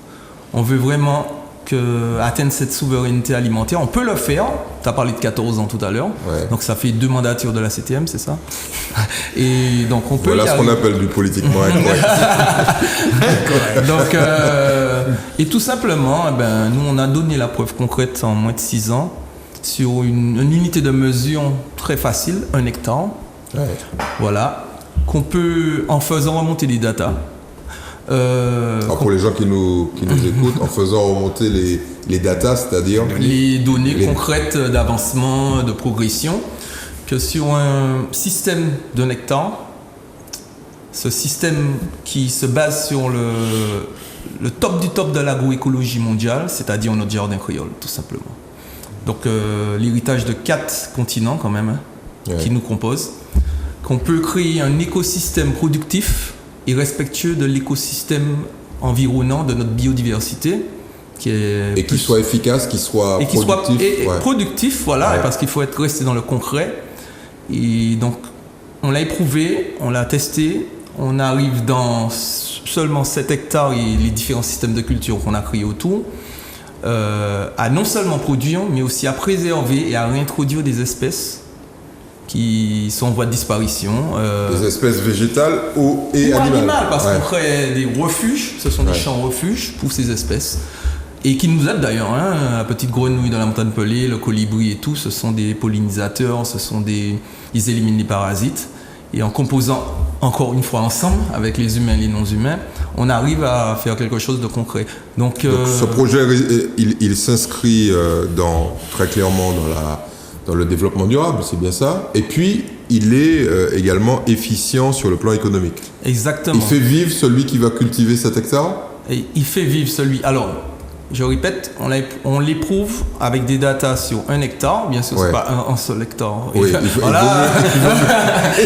il vaut mieux avoir un peu plus qu'un hectare, on est bien d'accord. Non, mais je voyais déjà mon oncle qui se disait génial, j'ai 1 hectare, je vais pouvoir vivre de mon hectare. Ah oui, lui peut vivre, mais pas à la Martinique. Voilà. Donc c'est très concret et ça répond à des problématiques. Si je peux, on les connaît, mais c'est important de rappeler, c'est-à-dire importation massive, héritier d'un système qui était en place, monoculture, et également rarification des terres. Il faut dire qu'en 20 ans, on perd 400 hectares par année de terres agricoles depuis 20 ans. Ouais. Et la moitié des agriculteurs en même temps. Qui abandonnent. Et qui abandonnent tout simplement. Donc, remettre. Et tout ça s'explique parce qu'on n'a jamais eu ce chemin-là. Et dans notre métier, nous on prend carrément notre métier, c'est que les pas ni chemin, il n'y a pas de chemin, tu prends ton coutelas et tu ouvres des traces. Donc en clair, ce projet, c'est plutôt une espèce de contribution pour l'ensemble de la Martinique. C'est pas un projet... c'est une solution clé en main. Tout simplement parce qu'on... Mais qui est duplicable à l'ensemble de la Martinique. Mais c'est ce qu'on voulait, c'est ce qu'on veut montrer. C'est votre contribution au développement de cette île. Tout à fait. Et il suffit que... Et on ne va pas y arriver tout seul, évidemment. Ouais. Il suffit de reprendre ce système de culture et justement de le dupliquer. Dupliquer, ça demande nécessairement des financements et des financements aussi du cœur à l'ouvrage, de la main-d'œuvre. Et une fois que c'est établi, c'est pas un rêve, comme je dis, c'est du très concret parce qu'on reste dans du terre à terre, sans jeu de mots. Ouais. Et voilà, tout simplement. Ça fait plaisir, ça, professeur. Oui, alors. Jean-Marc, je vais vous passer, professeur, à une petite réaction. Je sais que vous n'allez pas fondre en larmes, mais au moins l'enthousiasme dont vous parlez tout à l'heure, on le retrouve là. Oui, parce que c'est une opération. Enfin, ce qu'ils ont fait là, ça a précédé notre. Le projet existait. Notre projet. Et donc, cette rencontre entre. C'est ça qui est intéressant à la Martinique, c'est qu'il y a des poches comme ça d'espoir qui vont se rencontrer et qui vont comme ça. Créer une dynamique forte en Martinique. Donc en fait la sinistrose à laquelle on nous convie régulièrement dans les médias, c'est bon quoi. C'est une espèce de contre-exemple parfait à ce qui existe. Il faut tenir compte des handicaps qu'on a quand même en Martinique. Il faut tenir compte. C'est justement. J'aime bien le mot handicap. En la matière, j'aime bien le mot handicap. Donc, on est carrément sur le handicap mental, j'ai l'impression. Jean-Marc. Alors, pour continuer dans son sens, il a développé par exemple, ça peut paraître très écologiste, très développement durable, mais c'est un concept qui est rentable économiquement parce qu'il a oublié ce qu'il aime à dire, son concept c'est de la fourche à l'assiette, c'est-à-dire diminuer de la fourche à la fourchette. J'ai été à l'assiette, mais bon, chacun mange comme on peut. De la fourche. Jean-Marc n'utilise pas de fourchette. Jamais. Oui, mais le mot fourchette, pourquoi il est important? Parce qu'on pense que chaque coup de fourchette accompagne un coup de fourche derrière. Et chaque coup de fourchette, c'est un acte politique. Donc à chaque fois que vous piquez quelque chose, matin, midi et soir, vous faites un acte politique. Donc votre coup de fourchette détermine l'avenir de votre territoire. Et de ce point de vue-là, ce sont des projets qui ont un fort potentiel économique en termes de rentabilité. Jean-Luc, vous partagez ça, cette idée que ces petites graines qui sont plantées, ces petits projets à taille humaine vont construire le développement économique de cette île? Parce on s'attendrait à des trucs évidemment très classiques sur des grands projets structurants, sur des grandes entreprises, des grandes entités, et là on est plutôt sur des choses à taille humaine. Oui, mais je reviens sur les fondamentaux de la démarche. C'est justement la Martinique avec toutes ses composantes. André met l'accent sur effectivement une dimension qui est essentielle. La preuve, c'est qu'on l'aide au maximum pour que Petit Cocotier devienne effectivement une belle réussite et puisse, entre guillemets, s'émanciper ou montrer l'exemple. Mais il est bien évident on a d'autres exemples de créateurs, donc de porteurs d'idées, qui en fin de compte sont sur des besoins de notre territoire, de notre Martinique, et qui justement, là aussi, peuvent être source de valeur pour ce territoire, source de valeur pour ceux qui y vivent, et donc qui nécessitent aussi d'être accompagnés. Et sur l'accompagnement, je ferai peut-être une double remarque. C'est l'accompagnement, à un moment donné, bien sûr qu'il y a une dimension financière qui d'ailleurs est multiple. C'est pas simplement du financement bancaire, il peut y avoir du financement participatif, il peut y avoir effectivement des business angels. Il y a toute une boîte à outils, entre guillemets, dans la démarche à bien structurer et à mettre à disposition à tous ceux qu'il faudra accompagner. Mais bien en amont, de l'accompagnement financier, il y a l'accompagnement du projet en termes de structuration, en termes de maturité, on parlait tout à l'heure de protection de brevets, ou ainsi de suite. Enfin, le chef d'entreprise, il est focus sur son idée, mais il y a toute une composante, il y a une espèce d'élargissement de ses préoccupations, d'écosystème pour lui faire comprendre que son idée, elle est sûrement très bonne, elle peut être finançable, mais il y a tout un environnement de dimension sociale, RH, il aura des employés, sur lesquels il faut aussi l'accompagner. Et dans cette cellule d'ingénierie, voilà, il y a bien sûr du financier, mais il y a beaucoup d'autres dimensions qui sont fondamentales pour que ces projets germés deviennent des belles réussites pour la Martinique. Est-ce qu'on est conscient autour de vous que si vous arrêtez, vous allez leur manquer, ces gens, parce que vous créez quelque chose qui n'existe pas. Cette espèce de machine à produire spontanément des projets et à accompagner des projets dans le paysage actuel de manière bénévole en plus, on est bien d'accord, hein. Oui. Alors, si je peux me permettre, je ne vais pas faire de la publicité pour le Crécole Martinique, mais nous on le fait à notre maigre dimension avec le village. Oui, tout à fait. Mais André là, a plein de villages, de voisins. Voilà. Un écosystème et en coopérant pour innover, c'est ça le. C'est quoi le village? Alors ça y est, le professeur découvre qu'il a un concurrent majeur. Oui, on pêche par excès d'humilité souvent au Crécole. Le village, en fin de compte, alors moi, je n'ose pas dire que c'est un incubateur parce que c'est tout sauf ça. C'est simplement voilà, c'est ça, mais c'est beaucoup plus que ça. C'est-à-dire que le village, et le nom a été choisi pour qu'il y ait des habitants qui contribuent en fin de compte à leur projet, mais également au projet de leurs voisins, des autres habitants de ce village. Et en fin de compte, on leur met à disposition des mètres carrés, donc à des coûts réduits par rapport en fin de compte aux coûts habituels, hein. Mais c'est surtout tout un programme d'accompagnement, de formation, de co-création entre eux, hein. C'est-à-dire que souvent, et ça je trouve que c'est peut-être la meilleure idée que nous avons eue, c'est qu'un porteur de projet, avec les autres habitants, il expose une problématique et les autres habitants, donc les autres porteurs de projet, sont obligés de participer à ces ateliers pour que justement ils puissent trouver des solutions aux difficultés ou à la complexité liée au projet de ce porteur. Donc alors, en clair, ça marche alors, ça fonctionne. Ça fonctionne. C'est comme il a dit, c'est un accélérateur. En plus, on est avec des voisins qui sont bien sûr des amis à la longue, où on traverse finalement les mêmes problématiques, les mêmes aventures. Et pour donner des exemples rapides, c'est qu'en moins de 24 heures, lors du premier confinement, on a pu faire une coopération, ne serait-ce que sur la livraison à domicile, parce que Arnaud, nous qui arrivait, était juste à côté. Et puis voilà, on répond mutuellement à des besoins.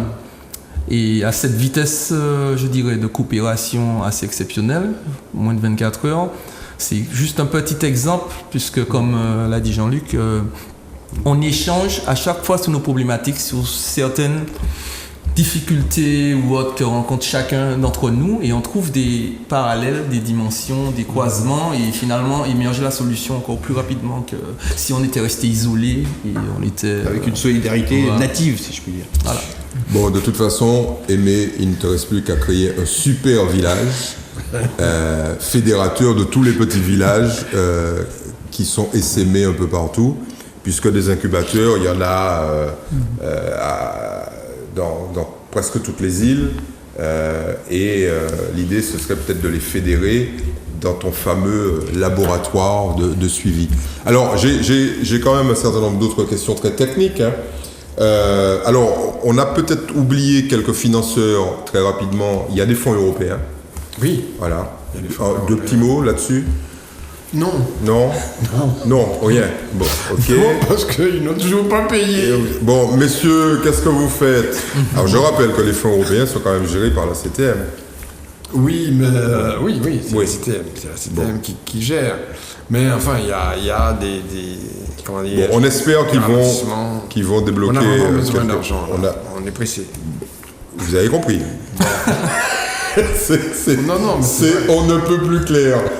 Parlons un peu rapidement de cette convention avec Réseau Entreprise. Réseau Elle est signée, Entreprendre, pardon. Non, elle est signée. Elle est signée par la présidente. C'est quoi le contenu? Le contenu, c'est justement, c'est ce que nous avons à développer là. C'est l'accompagnement concret en termes de financement. Enfin, c'est pas vraiment ça qui est le plus important. C'est-à-dire qu'il y a une alerte lorsque il y a des malfaçons, qu'il y a des erreurs de comportement, quand il y a des erreurs d'investissement, quand il y a on fait attention. C'est du suivi. C'est du suivi, c'est-à-dire que on alerte. On lui demande de faire attention et de... Bon. Oui, parce que les autres entreprises, ils ont l'habitude d'accompagner des projets. Ils ont l'habitude, c'est un réseau national, avec ici un groupe qui est très efficace, qui a de très nombreuses réussites en termes de société commerciale. Ouais. Ils ont remis leur prix il n'y a pas très longtemps, il y a quelques mois. Et il y a notamment une des entreprises qui a été primée, qui crée, qui est une espèce d'entreprise d'imprimerie 3D, et qui a eu la particularité de créer elle-même ses matières premières pour faire les projets en 3D, ce qui est assez exceptionnel. Oui. Donc, ils travaillent avec vous, vous leur faites confiance. Ah oui, nous avons signé une convention avec la présidente.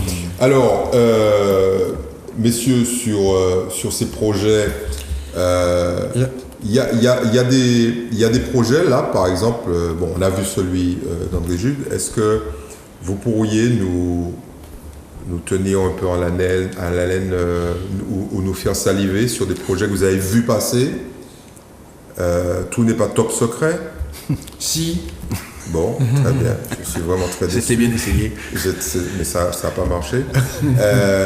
Mais on est bien d'accord que ça touche à tous les domaines. Ça peut être culturel, ça peut être artistique, ça peut être agricole, industriel, scientifique. Tout est possible.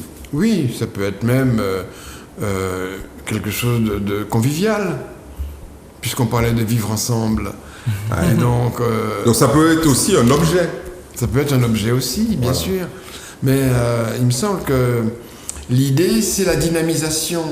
C'est ce mouvement-là de faire les choses ensemble, comme le disait André. C'est ça qui est important. Et puis avoir comme ça un objectif commun. C'est ça la dynamique d'un pays. Jean-Marc, quelques petits conseils quand même pour ceux qui nous écoutent et qui aimeraient venir participer à cette aventure. 2-3 conseils. 2-3 conseils, c'est de s'assurer quel projet qu'ils ont, c'est-à-dire avoir un objectif bien précis. Pas forcément, s'ils n'ont pas tous les détails, mais au moins savoir vers quoi ils veulent aller. Par exemple, André disait que son concept, c'était de la fourche à la fourchette. C'est-à-dire, en d'autres termes, c'est-à-dire de court-circuiter les moyens de distribution traditionnels, des intermédiaires pour pouvoir améliorer leur marge, qui peut être très important. Donc c'est plus ça, c'est d'avoir un objectif précis de création de valeur. Très bien. Ça peut être ça, mais ça peut être autre chose. Ça peut être autre chose, mais on peut parler de valeur financière, mais de valeur humaine à travers des échanges, à travers le bien-être, le bien vivre ensemble, parce que c'est des questions qui reviennent très souvent, le bien-être, le bien vivre ensemble. Jean-Luc, quelques conseils à nos amis futurs porteurs de projets? Moi, je pense que ça a été dit plusieurs fois, mais c'est de ne pas justement s'isoler, même si on est certain qu'on tient une pépite, c'est de chercher à challenger en fin de compte son idée avec les autres. Donc c'est le ensemble. Ouais. Je pense que c'est assez fondamental, c'est-à-dire qu'il y a énormément de porteurs de projets, mais même de chefs d'entreprise, qui s'étiolent parce qu'ils sont tout seuls dans leur coin. Ils sont tout seuls. Et en fin de compte, on voit que la richesse vient beaucoup de la confrontation d'idées, des échanges avec effectivement les autres. Et je pense que c'est une des dimensions, en tout cas le professeur insiste beaucoup là-dessus, mais c'est cette démarche collective, nativement, par essence, elle doit se retrouver dans l'accompagnement des porteurs de projets. Donc vous n'êtes pas tout seul, vous avez plein de potes qui vous attendent pour vous aider. André Jude, un petit conseil à ceux qui voudraient faire comme vous? Ben, tu as parlé de la fourche à la fourchette et nous, on a élargi notre vision aussi du terreau au terroir et on veut que notre terroir en Martinique brille. Donc, il faut prendre soin du terreau. Et j'ai envie de dire, soyons tous des paysans pays et j'explique le mot. Parce que paysan, dans l'étymologie, c'est celui qui façonne le paysage. Donc le paysage, ça peut être agricole, bien sûr, mais ça peut être culturel, ça peut être social, ça peut être intellectuel, musical. Donc en fait, on a ce terreau dont il faut prendre soin, mais il faut se battre pour ça et soyons tous des paysans pays de nos territoires, de notre région. Et on a tout pour briller. Encore une fois, j'ai juste envie de dire que on a de l'or sur notre territoire. On l'a vu avec l'UNESCO. On est réserve mondiale de biosphère. Ça veut dire quand même dans les mots 7700 espèces sur notre territoire. 85% de la biodiversité est en zone tropicale. Et la Martinique est parmi les 36 hotspots. Il n'y en a que 36 au monde. De la biodiversité mondiale. Donc, et juste, je veux finir que le mois dernier, on a appris que pas des moindres, est devenu le plus grand possesseur de fermes au monde, en fait. Donc c'est Bill Gates, et 240 000 hectares, et je parle bien de fermes. Et donc, en fait, si on n'a pas compris dans quelle direction et quel or on a entre nos mains, et ça concerne tous les métiers, hein, c'est pas seulement le métier agricole. On a un territoire merveilleux, donc il faut le faire briller. Donc allons-y. Hein. Voilà. Ouais, 240 000 hectares, c'est 2 fois la Martinique. Hein. C'est bien ça. La Martinique, c'est 110 000 hectares. Donc voilà. Professeur, un petit mot de conclusion, puisque nous arrivons à la fin de cette émission. Alors, si j'ai bien entendu, et je crois que, en effet, j'ai fait très attention à ce qui a été dit, le mot qui pourrait englober tout ce qui a été dit, c'est le mot solidarité. Parce qu'il y a effectivement le côté ensemble, il y a cette empathie, cette volonté d'aider. On a l'impression quand même qu'en la Martinique, il y a cette solidarité quand on est dans la grande difficulté, quand on est dans le deuil, quand on a des problèmes. C'est vrai que les problèmes, notamment lorsqu'on a perdu un être cher. Donc il y a une solidarité, il y a en effet une aide qui est apportée, sauf évidemment dans ces temps difficiles de pandémie. De pandémie. Mais lorsqu'il s'agit de monter une affaire, il n'y a plus personne. C'est ça, la solidarité n'existe plus. Donc il faut faire cet effort-là, parce que ce n'est pas si naturel que ça. Ouais. Hein? Et donc, le travail qui a été décrit par Jean-Marc, par Jean-Luc ouais. et par André, eh bien, c'est un effort qu'il faut faire. Ouais. Ça ne se fait pas tout seul comme ça, hein, à attendre. Donc voilà, on attend une mobilisation. Très bien. Et donc, c'est sur ce mot-là que je voudrais terminer. Solidarité et mobilisation. Voilà. Alors, on vous rappelle très rapidement et de manière très concrète les dates, 28, 29, 30 janvier 2022. Voilà, il faut s'inscrire maintenant. Alors, pour s'inscrire, 06 96 04 45 98. Oui. Martinique 36H, tout ça collé, @gmail.com pour le contact, oui. les mails, les messages. Et puis, pour s'inscrire très concrètement, martinique36h.com, c'est le site internet. C'est le site. Très bien, messieurs, merci beaucoup de votre participation, de votre implication. Merci à vous, professeurs déjà, de votre initiative et de tous les soutiens que vous avez. Pour tous ceux qui ont du budget excédentaire, qui ne savent pas quoi en faire, vous appelez le professeur Aimé Charles Nicolas, je vous ai donné le numéro de téléphone, et dépêchez-vous, on est pressé. Bon, très bien, merci madame, mademoiselle, messieurs, à très bientôt pour 36 heures, et n'oubliez pas que cette journée est consacrée entièrement sur quasiment tous les médias à cette opération. À très bientôt.